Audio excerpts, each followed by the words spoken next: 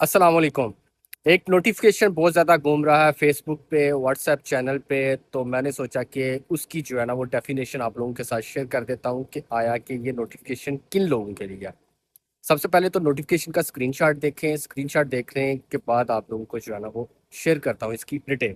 सबसे ऊपर देखें तो यहाँ पे लिखा हुआ है कि 2026 में कोरिया की जो है ना वो इमिग्रेशन की न्यू अपडेट्स।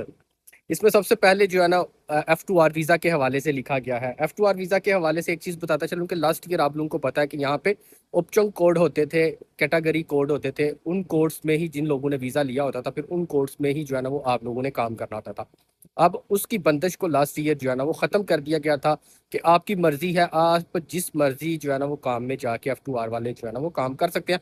अभी मार्ट में, रेस्टोरेंट पे, इन सर्विस कैटेगरी में भी जाके जो है ना वो अपने इलाकों में, कम आबादी वाले इलाकों में जो है वो काम कर सकते हैं।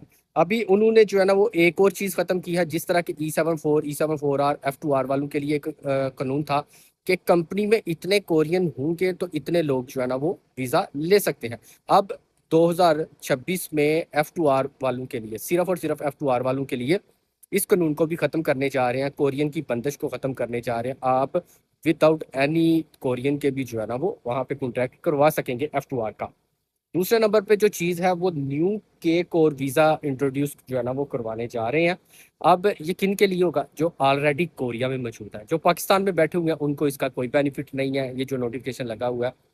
लेकिन जो कोरिया में स्टूडेंट्स हैं, जो अपनी जो है ना वो कोरियन डिग्री कंप्लीट कर लेते हैं ग्रेजुएशन की, फिर उसके बाद उनके पास 5 लेवल होने चाहिए। अब जिस स्टूडेंट्स के पास 5 लेवल हो वो डायरेक्ट F27 में ना चला जाए।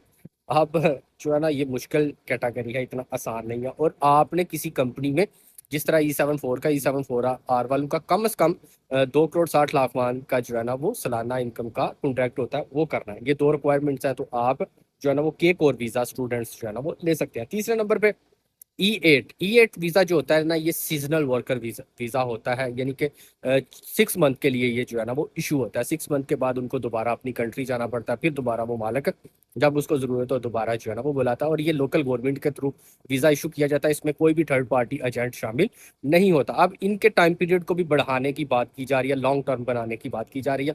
यहाँ पे एक मैं अपना पॉइंट शेयर कर देता हूँ कि ये ज़्यादा से ज़्यादा अगर बढ़ा भी इसका टाइम तो 1 साल के लिए बढ़ जाएगा, इससे ज़्यादा नहीं बढ़ा सकते। क्यों? कि जहाँ पे E8 वर्कर वीज़ा आते हैं वहाँ पे ही जो है वो E9 वीज़ा वर्क भी अलो होता है। तो अगर तो लॉन्ग टर्म ही करना है तो फिर E9 वालों को वहाँ पे मालिक बुला लेंगे। तो मालिक ऐसा बिल्कुल भी नहीं करेंगे, क्योंकि उनको सीजन वाइज वर्कर चाहिए होते हैं। तो इसलिए ये मुश्किल है कि इन फ्यूचर जो है ना वो इस पे वर्क हो सके, क्योंकि ये प्रेस रिलीज है अभी। ये नोटिफिकेशन नहीं लगाया गया कि हम ऐसा कर दिया गया है, ऐसा बिल्कुल भी नहीं। अभी प्रेस रिलीज है कि हम ऐसा करने का सोच रहे हैं या करेंगे। अब ये प्रेस रिलीज है, जब नोटिफिकेशन लगेगा फिर 100% सारी चीज़ें सामने आएंगी। लेकर ये E8 में भी जो है ना वो एग्रीकल्चर प्रोग्राम होता है। जिन लोगों ने वो किया होगा उनको ऑथोराइज होगा, हर एक को नहीं होगा। और उसके बाद ये है कि मुश्किल है, मुझे जहाँ तक लगता है कि ज़्यादा से ज़्यादा 1 साल बढ़ा देंगे होता है, तो इससे ज़्यादा नहीं बढ़ा सकेंगे, क्योंकि E9 वीज़ा ऑलरेडी मौजूद है लॉन्ग टर्म के लिए। दुआओं में याद रखें। जज़ाकल्लाह। अल्लाह हाफिज़।